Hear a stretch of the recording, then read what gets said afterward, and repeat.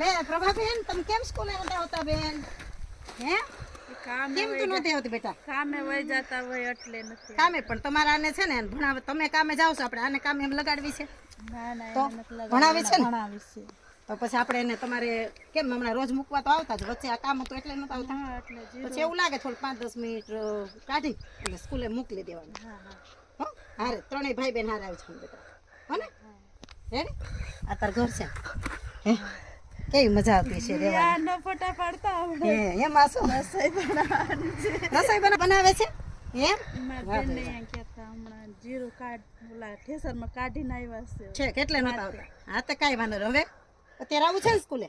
તાર પપ્પા આવે ને એટલે કે હમણાં મૂકી જાય. હો કાલે આવું છે હે? હા તો કાંઈ વાંધો ના, કાલ આવજો હો બેટા. ચાલ